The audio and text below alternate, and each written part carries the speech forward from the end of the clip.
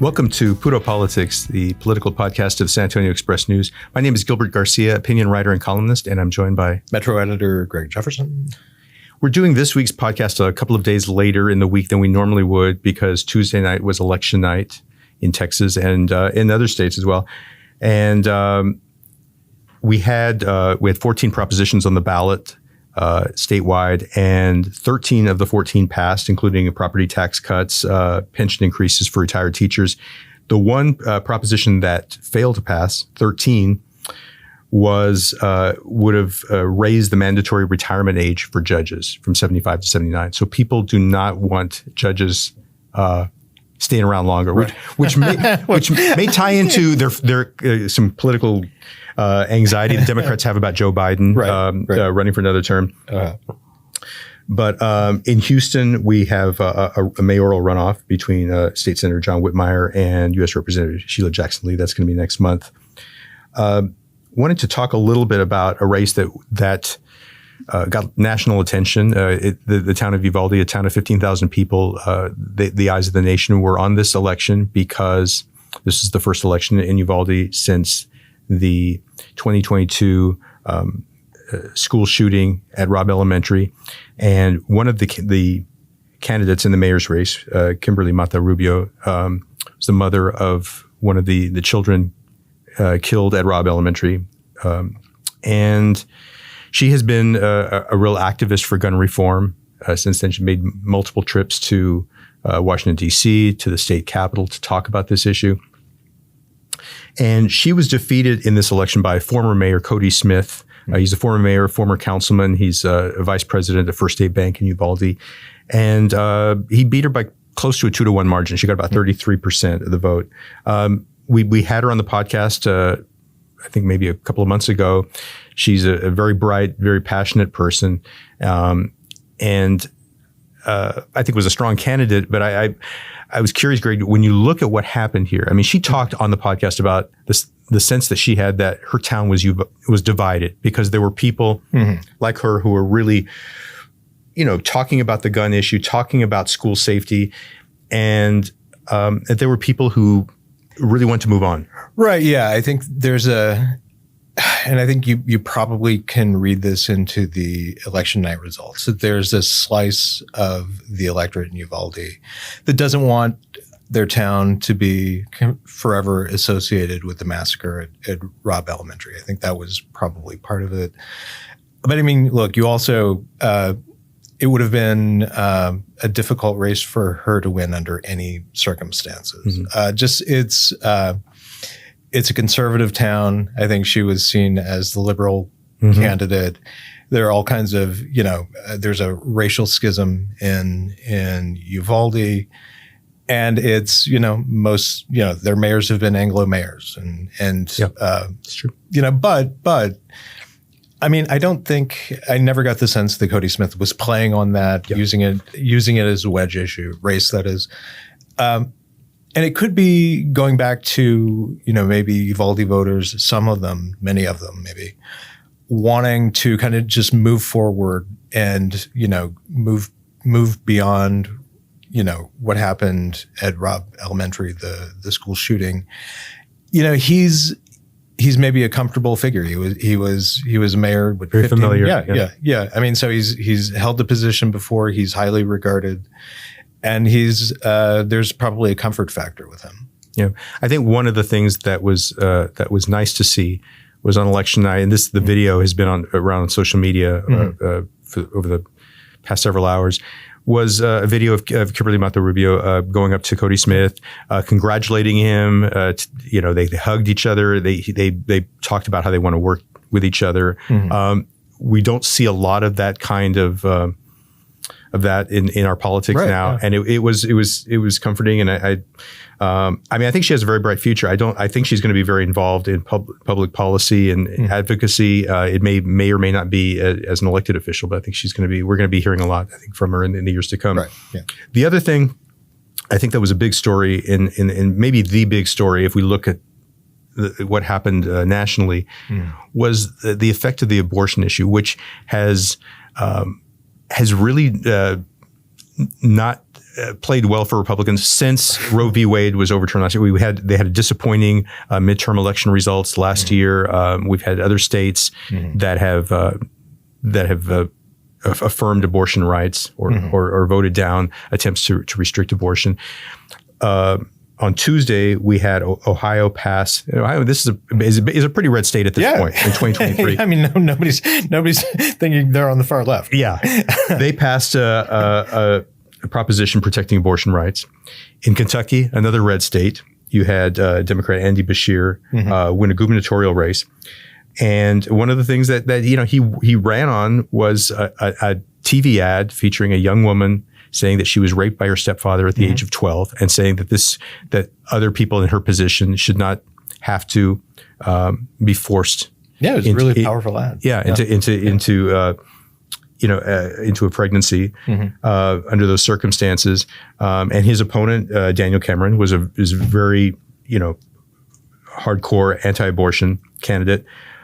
In Virginia, the Democrats held the state Senate and they flipped the state House, which will have the effect of preventing their Republican governor, Glenn Youngkin, who until yesterday was talked about as maybe a last ditch attempt to stop Trump in the Republican presidential race. I don't think we're going to hear about that, but anymore. That might be done. Yeah. Might be done, but the effect of what happened in Virginia is that he will be blocked from enacting an abortion ban. He's on the gubernatorial island.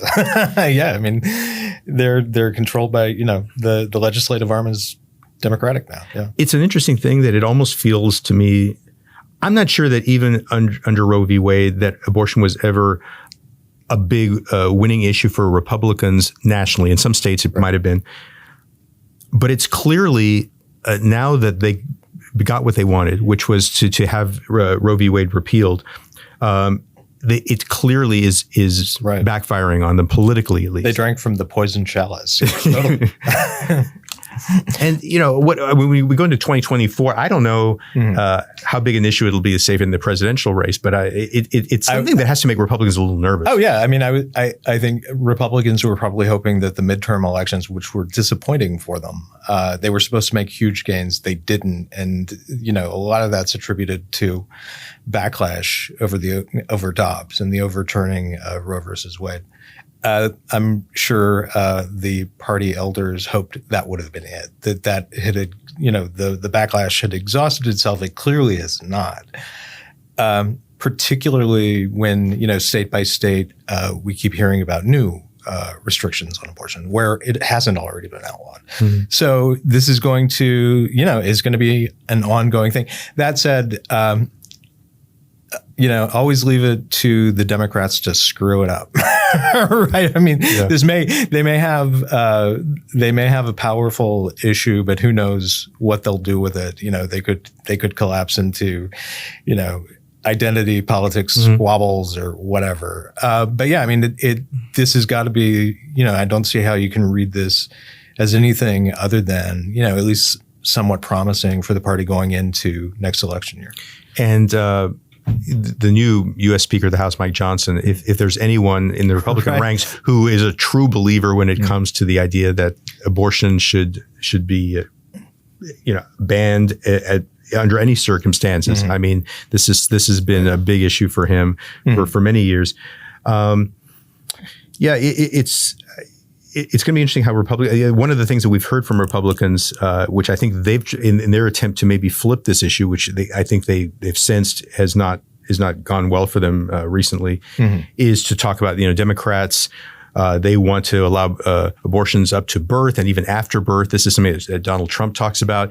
We could devote probably 2 or 3 podcast episodes to talking about how bizarre and inaccurate this depiction is, but the idea that women are deciding I've just decided I don't want to do this. Right. Yeah. I mean, apart from the weirdness of arguments like that, they were a lot more powerful when Roe versus Wade was standing and was a thing, and no longer is. So it's happening in a different context where state by state, you could lose your right to an abortion.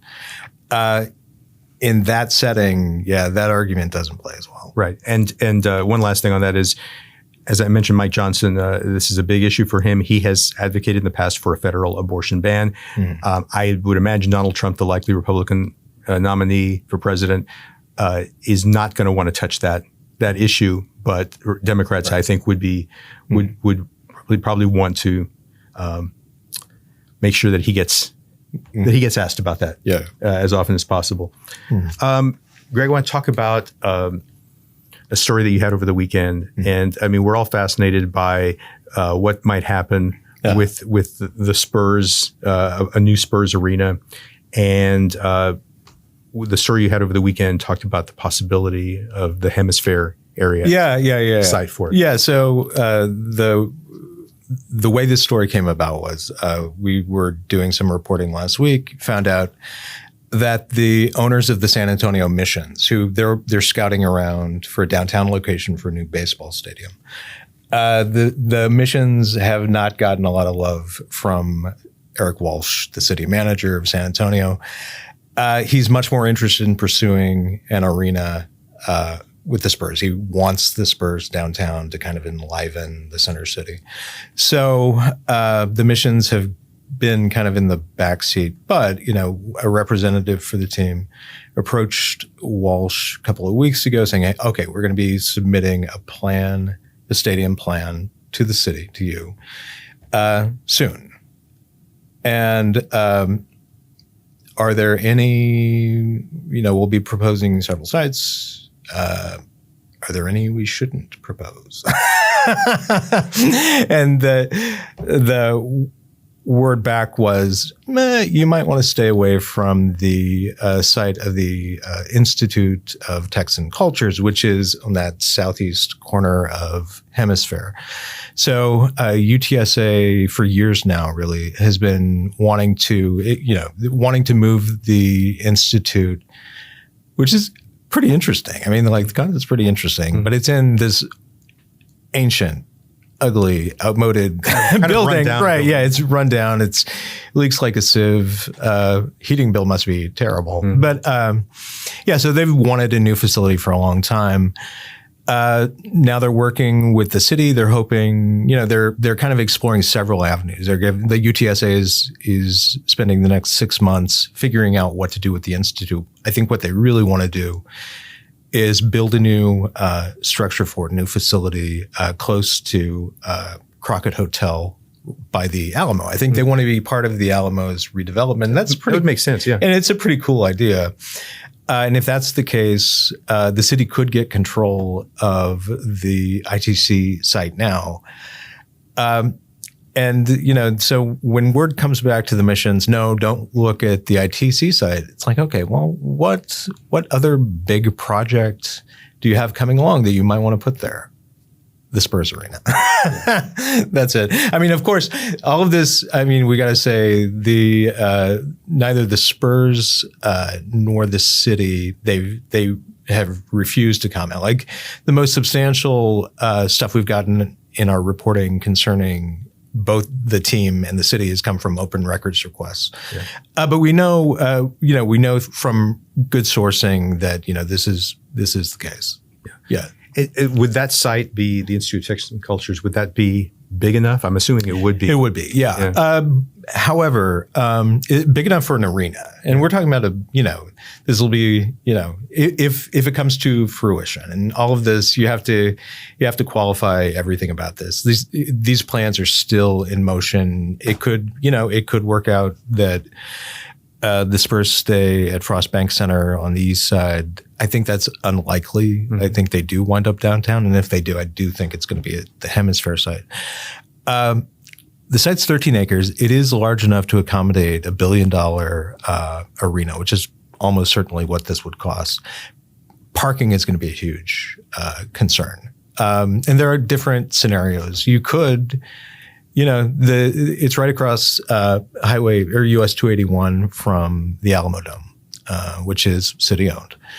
You could coordinate scheduled for events at the Alamo Dome to have parking available. They've got these two kind of oceanic parking lots on either side of the Alamo Dome.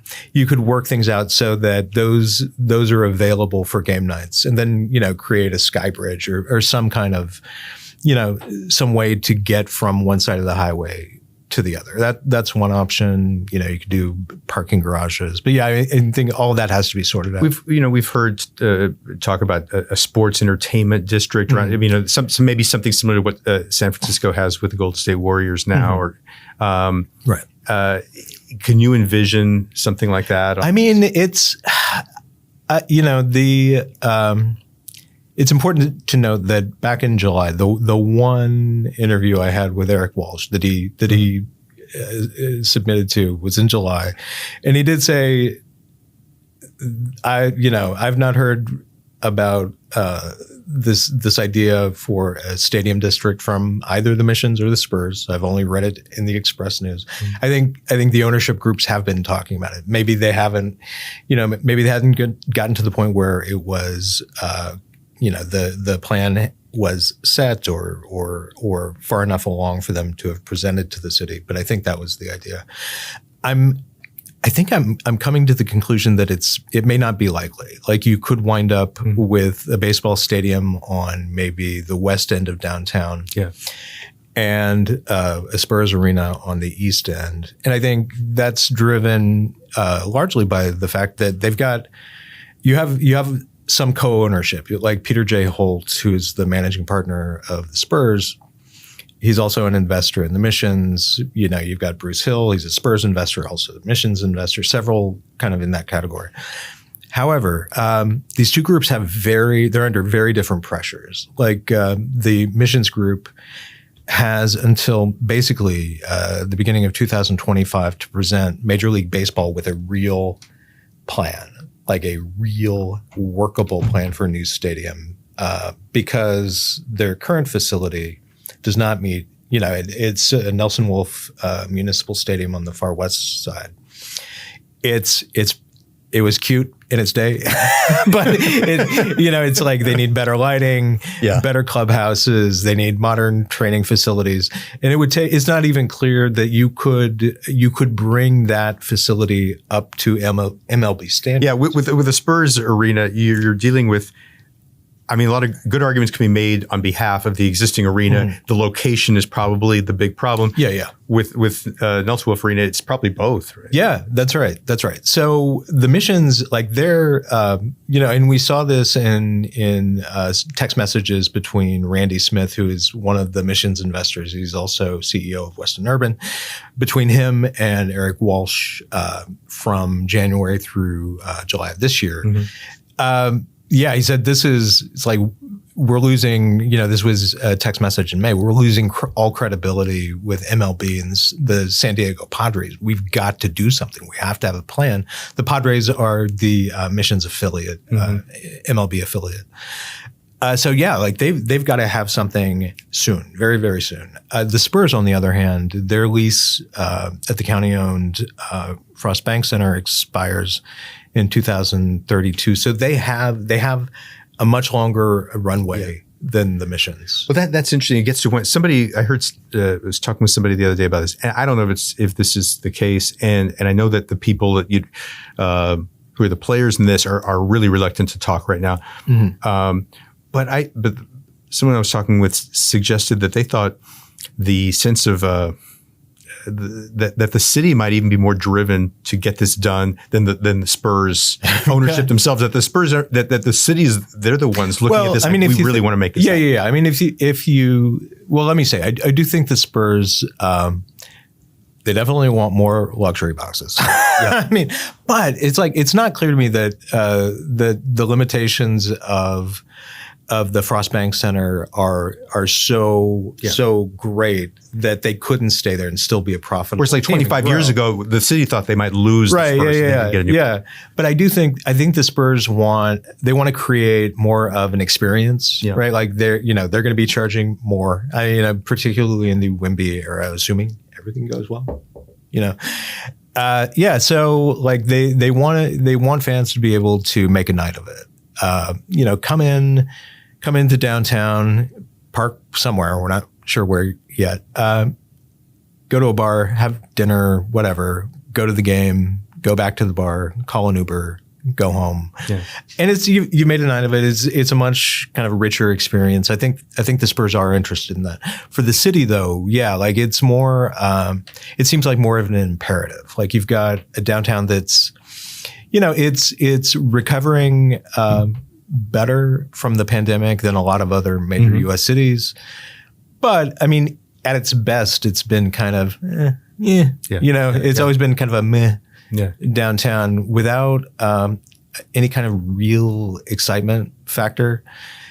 And I think the city's just very, I think Eric Walsh, Mayor Ron Nirenberg, I just think they see this as a shot to really inject some energy downtown, maybe attract new residents. And once, if you accomplish that, you bring more residents downtown, maybe companies begin, they'll see, because these are likely to be higher income, higher education, people living downtown. It's more expensive. A real decade of downtown. Yeah, true. Yeah, truly. And so it's more attractive as a destination for businesses. That's kind of the idea. It doesn't often work out that way, but that's the idea. And I wanted to wrap things up talking about an issue which is we've seen play out at City Hall recently.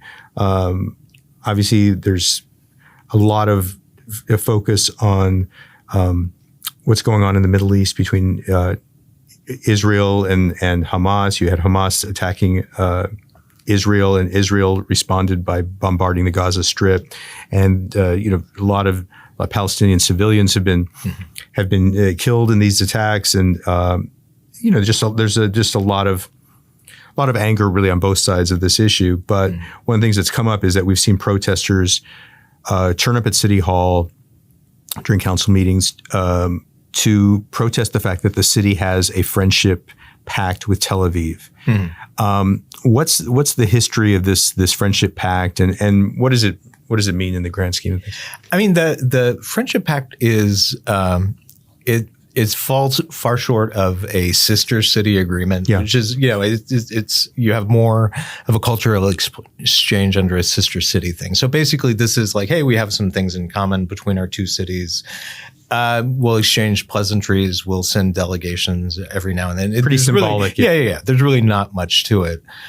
And Tel Aviv is not a sister city. It's, I'm trying to remember, do you remember whose administration this was? I think this was under Castro. Yeah. So this was forged under Julian Castro. And it's not really advanced. Often, these friendship city pacts kind of evolve and they become sister city agreements. That didn't happen in this case. I mean, it's fine. But yeah, like pro-Palestinian advocates and community members who have just been following, the media coverage of this conflict and the Israeli army pushing into Gaza.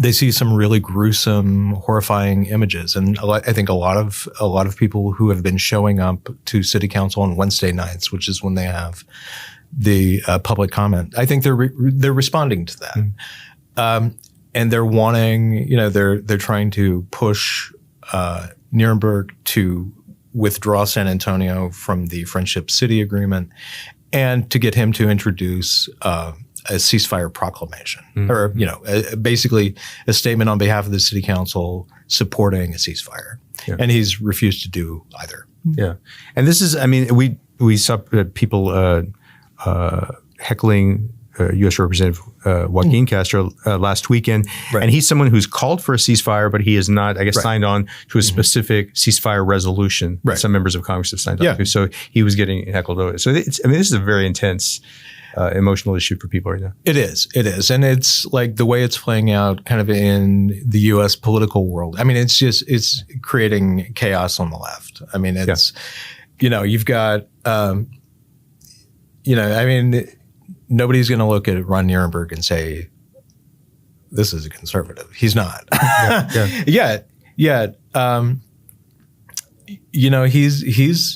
very firm, it was in less than a week after the Hamas attack on the Israeli border towns that, he introduced a proclamation, condemning Hamas, supporting Israel. Yeah. And he's resisted calls from the pro-Palestinian advocates. Yeah. Well, we're going to wrap things up there. Hope everyone's doing well. Thank you so much for listening and watching, and we'll be back with you again next week. Take care.